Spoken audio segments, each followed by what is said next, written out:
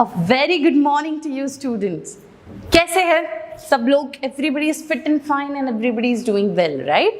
उसी के साथ साथ हमारे पास में बहुत ज़्यादा पढ़ाई का भी बर्डन आ चुका है, तो I request you all to please study very properly, okay? अच्छे से पढ़ेंगे हम, will make our teachers proud, right?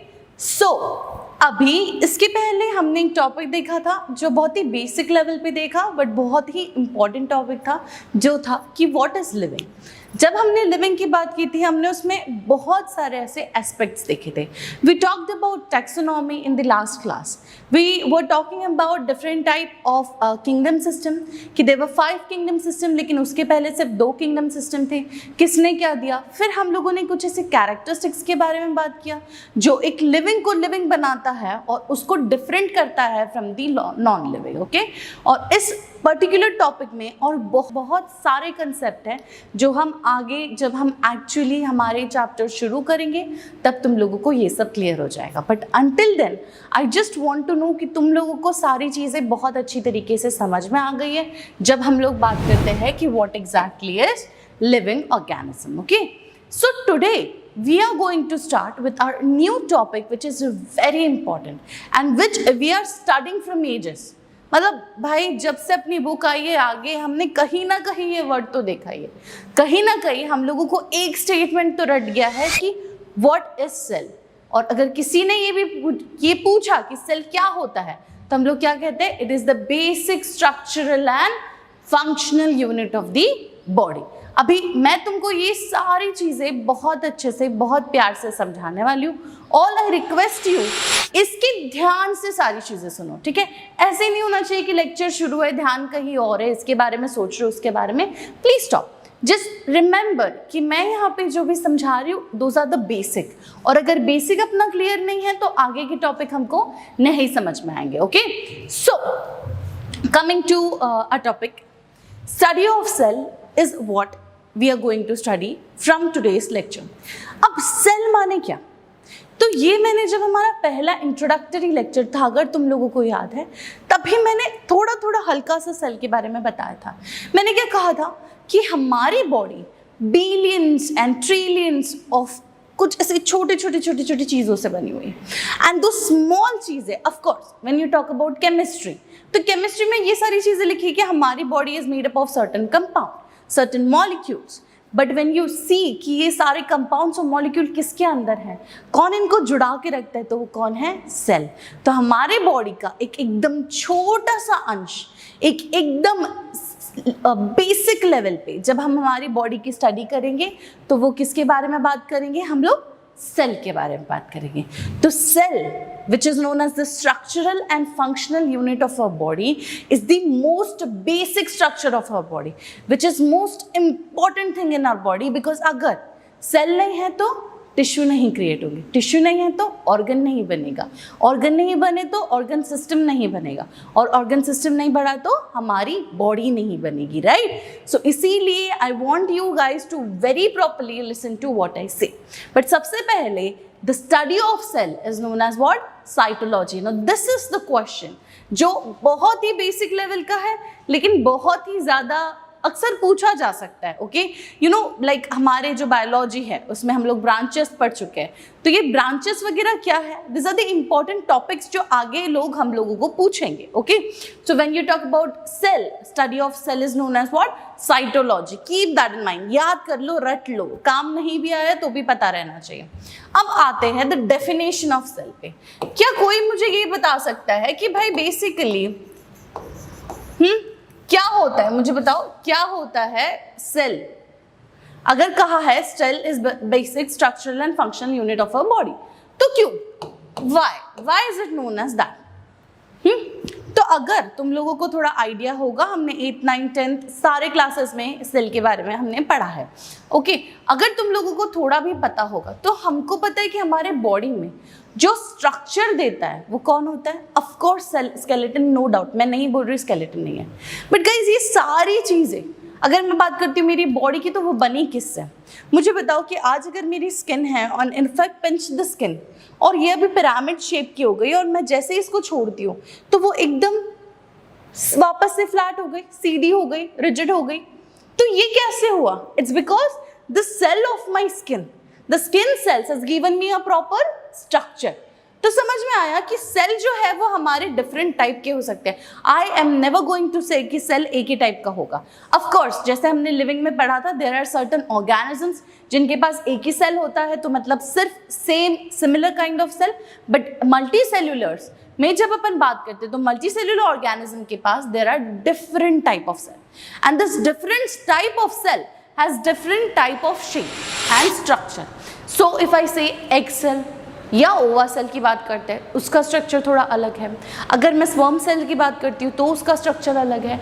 If I am talking about nerve cell तो उसका स्ट्रक्चर अलग है। तो तुम देख रहे हो कि जब भी हम लोग ये सर्टन स्ट्रक्चर्स की बात करोगे तो तुम लोग बहुत अच्छे से देख पाओगे कि each and every cell in our body has a different structure, and because it has a different structure the body का शेप और द बॉडी का functioning is also different at different part. जैसे अगर मैं बात करती हूँ ब्रेन की, तो वहाँ पे कौन से सेल है? सेल्स है, ब्रेन सेल्स है, राइट। और बिकॉज वहाँ पे नर्व सेल्स है तो हमारे ब्रेन का फंक्शन थोड़ा अलग हुआ।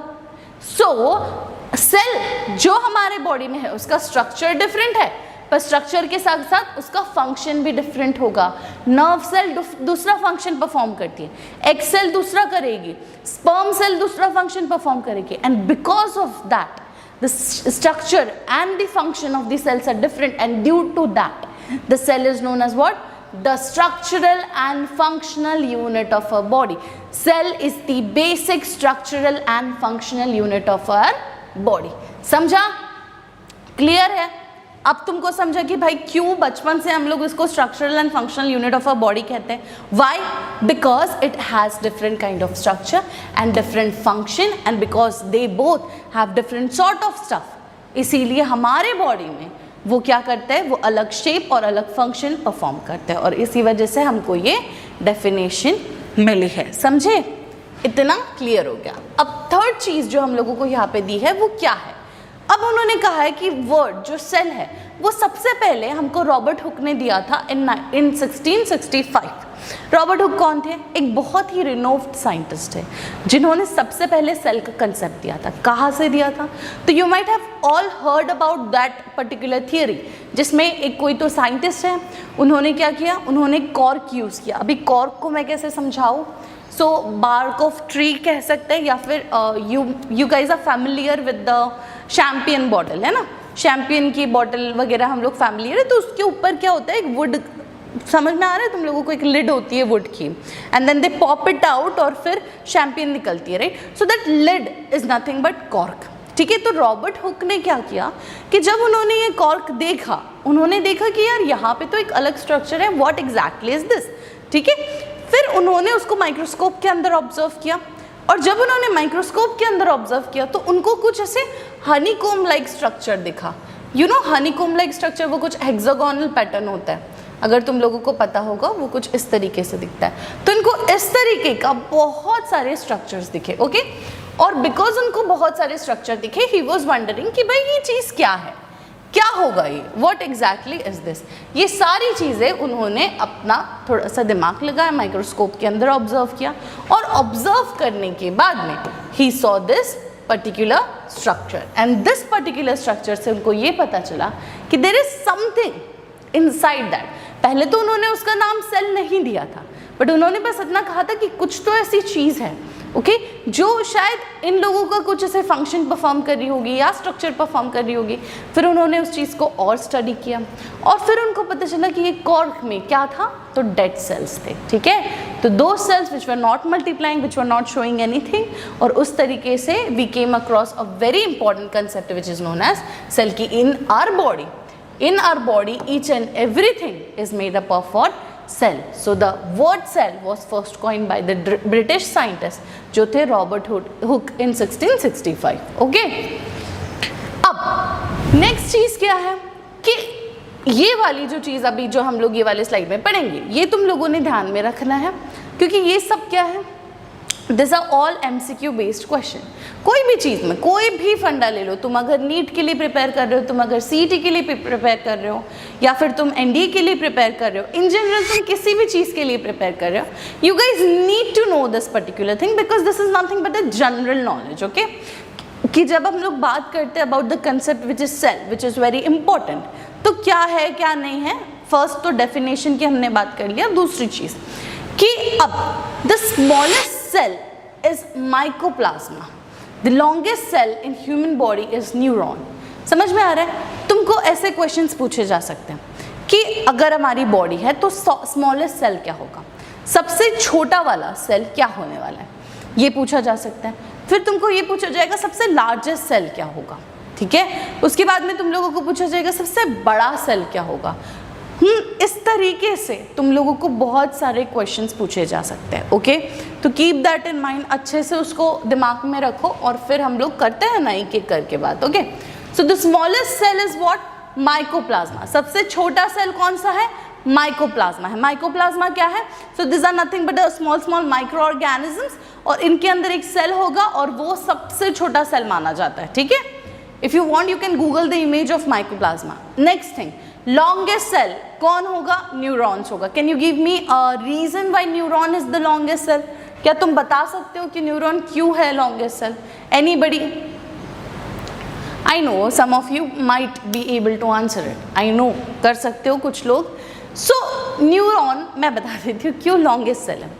सो you know in our body neurons क्या करते हैं, those are nothing but the nerve cells, correct. Nerve cells है, इन लोग का फंक्शन क्या है, व्हाट डू दे परफॉर्म?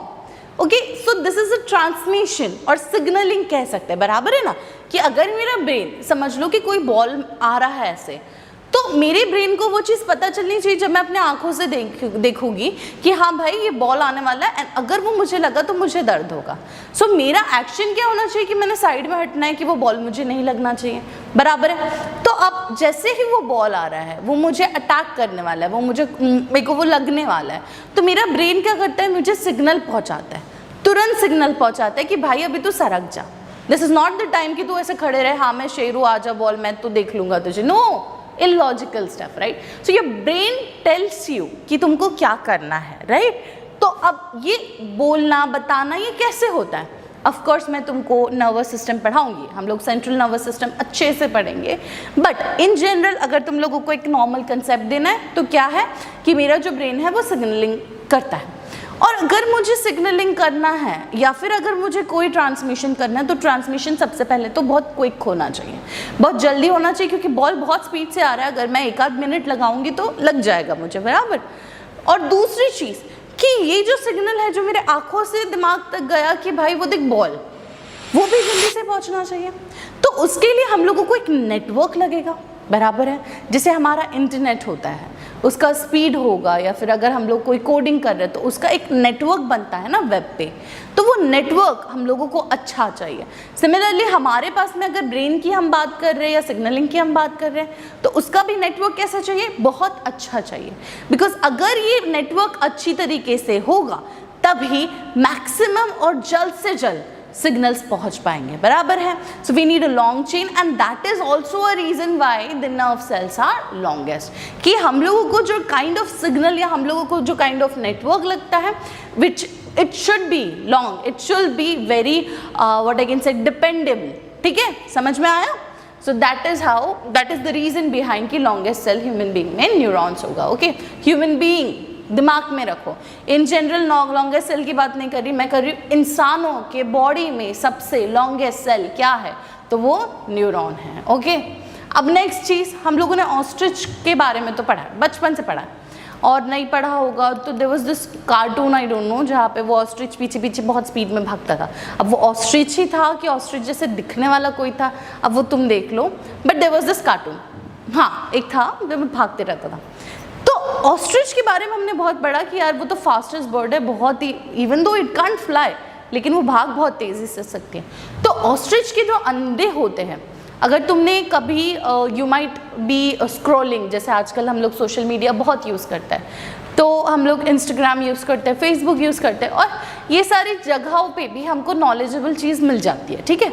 अगर तुम थोड़ा सा टिकटॉक और रील देखना बंद करो तो तुमको ये सारी चीज़ें भी मिलेगी वहाँ पे। ओके, तो अब क्या है कि बिगेस्ट सेल कौन सा है, जो ऑस्ट्रिच के एग के अंदर होगा। तो अगर तुम लोग इमेज देखते हो तो ऑस्ट्रिच का एग बहुत बड़ा होता है, और वो बड़े एग को एज कम्पेयर टू और मुर्गी का अंडा, तो और वो बहुत बड़े एग के अंदर जो सेल होगा it will be the largest cell. Okay, so अगर मैं क्वेश्चन पूछती हूँ कि सबसे स्मॉलेस्ट सेल किसके अंदर मिलेगा तो माइकोप्लाज्म। सबसे longest cell in human body कौन है? न्यूरॉन और nerve cells.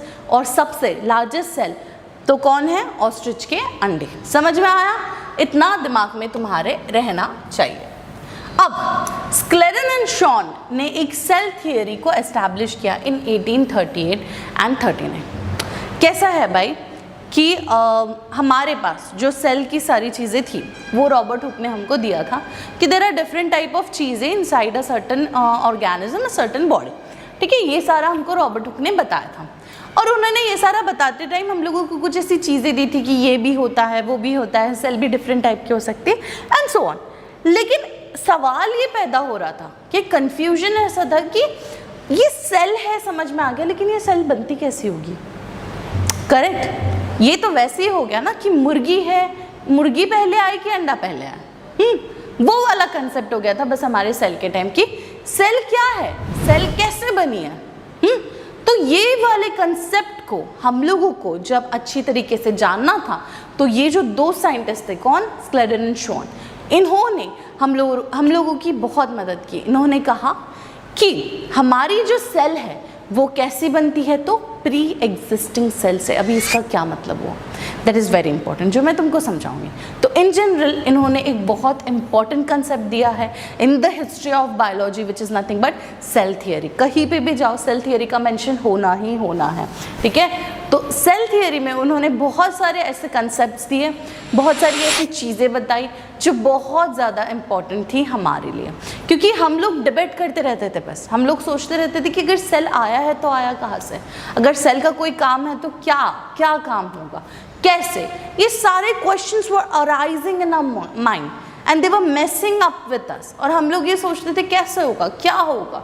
So this was the question कि स्क्लेडन एंड शॉन की जब अपन बात करें, this were two scientist, very important scientist, जिन्होंने एक बहुत ही इंपॉर्टेंट कंसेप्ट दिया था जिसको हमने क्या कहा, cell theory, and it was given in 1838 से 39 तक के उनका रिसर्च, उनकी सारी थियरीज चलते गई। ठीक है, अभी what exactly is cell theory, ये हम लोग हमारे नेक्स्ट लेक्चर में पढ़ेंगे।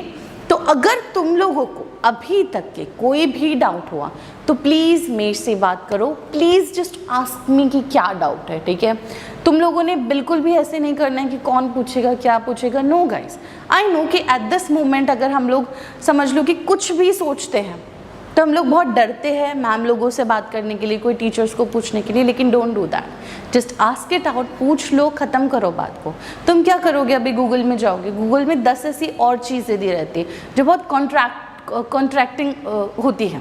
ओके, कि भाई इसने ये बोला, उसने ये बोला, तो हम लोगों को समझ में नहीं आता कि कंसेप्ट किसका सुनना चाहिए, किसका सुनूं, क्योंकि हर एक सेंटेंस के लिए यहाँ पे एक दूसरा अपोजिट सेंटेंस भी दिया हुआ है। सो प्लीज़ तुम लोग प्रॉपरली अपने ऊपर ध्यान दो, प्रॉपरली मुझसे पूछो, जो भी तुम्हारी दिक्कत है वो हम बात करेंगे। ठीक है, तो आज के लेक्चर में हम लोगों ने क्या देखा, हम लोगों ने देखा कि अगर अपन सेल की बात करते हैं तो cell is nothing but the structural and functional unit of our body, और ये structural and functional unit of our body किसने दिया था, रॉबर्ट हुक ने दिया था। कब दिया था, 1665 में दिया था। इन्होंने क्या कहा, इन्होंने एक बार्क या कॉर्क को लिया था और यहाँ पे जब उन्होंने माइक्रोस्कोप के अंदर ऑब्जर्व किया तो उनको एक हनीकॉम्ब लाइक स्ट्रक्चर मिला, जिससे उनको पता चला कि हर एक चीज़ में एक कोई अंश होता है, एक कोई चीज़ है। दो वो कॉर्क में क्या था, तो डेड सेल्स था। ओके, उसके बाद हम लोगों ने पढ़ा कि कैसे देयर इज स्मॉलेस्ट सेल, क्यों है स्मॉलेस्ट, वो माइकोप्लाज्मा, दिस इज वेरी छोटा सा micro organism which can't be visible from our naked eyes. उसके अंदर एक सेल है जिसको अपन स्मॉलेस्ट सेल कहते हैं। फिर हमने देखा कि there is longest cell in human body, और वो लॉन्गेस्ट को हम क्या कहते हैं, न्यूरॉन्स, राइट। उसके बाद हमने देखा कि सबसे बड़ा cell in the entire universe is nothing but ostrich के अंडे। और फिर हमको ये पता चला कि there is this very important concept जिसको अपन सेल थियरी बोलते हैं, जो किसने दिया था, तो स्क्लेडन एंड शॉन ने। ठीक है, so I hope you enjoyed the lecture, और अगेन आई एम रिपीटिंग, किसी को भी कोई भी दिक्कत है तो मुझे जल्दी से पूछो। Okay, so thank you so much guys and please take care of yourself.